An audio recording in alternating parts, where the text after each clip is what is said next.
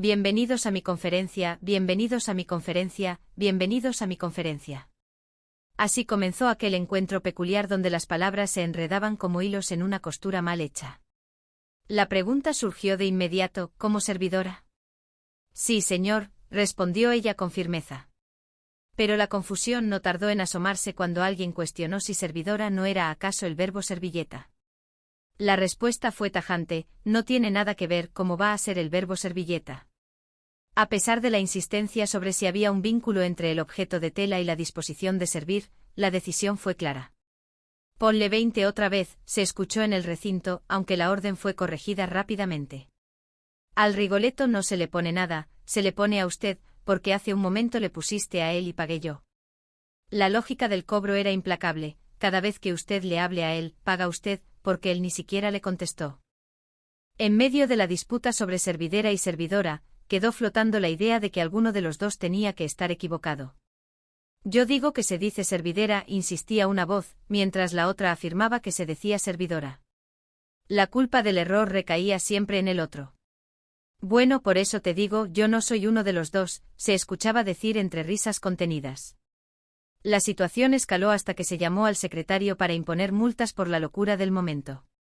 Entonces apareció Antonia.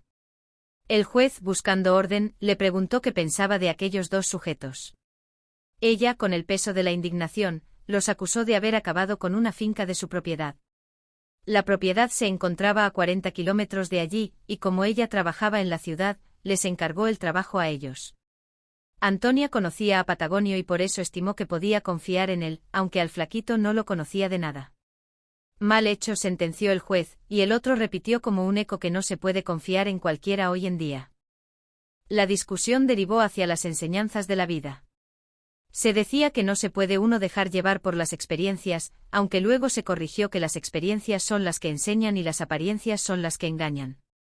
Un ser posesionado parecía dictarle verdades al oído a uno de los presentes, aunque al final no decía nada concreto, ni siquiera sobre los 180 días de posible castigo.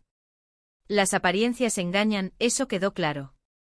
Se puso un ejemplo, uno mira a una persona fijamente, tiene su imagen incrustada en la retina, pero al momento de preguntar quién es, la respuesta es el vacío.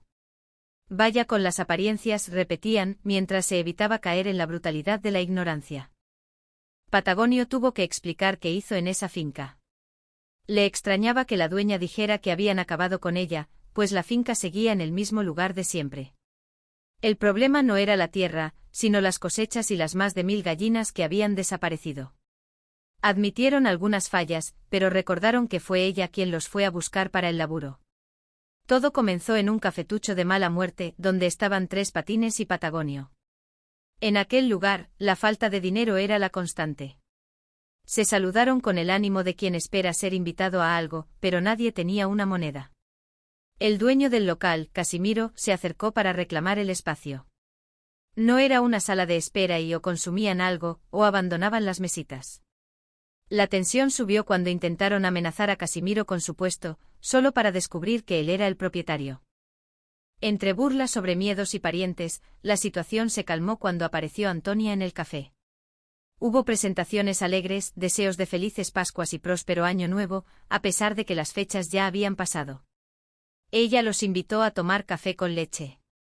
Pidieron con total libertad, como si el establecimiento fuera suyo. Antonia buscaba a alguien para encargarse de su finca porque el anterior encargado había renunciado. Tres Patines se ofreció de inmediato como mayoral y puso a Patagonio de ayudante. Hubo interrupciones por dinero y anticipos, lo que generó roces entre los amigos, pero finalmente acordaron verse a las 8 de la noche para arreglar los detalles. Antes de irse, Antonia pagó el café de todos y hasta dejó un regalo espontáneo para Casimiro. De vuelta al presente, el conflicto en la finca era evidente. Las cosechas de frijoles se habían perdido porque, según Tres Patines, los frijoles no se regaban con agua. Según sus supuestos estudios del Código de la Agricultura, los frijoles blancos se regaban con cal o lechada, los colorados con mercurocromo y los negros con tinta de teñir calzado. El juez escuchaba incrédulo tales disparates. Pero lo más sorprendente fue lo ocurrido con las gallinas. De las 1000 que había, no quedaba ni una con plumas. Resulta que la mamá de Tres Patines había abierto una fábrica de almohadas de pluma. La señora se había dedicado a corretear por la finca, disfrutando del aire y los árboles, y en un momento de supuesta inspiración, decidió desplumar a las aves. No las desplumó por completo, según decía su hijo, sino que les cortaba las plumas de la mitad para abajo, desde el ala hasta el buche, mientras ellos estaban ocupados friendo carne de un animal vecino.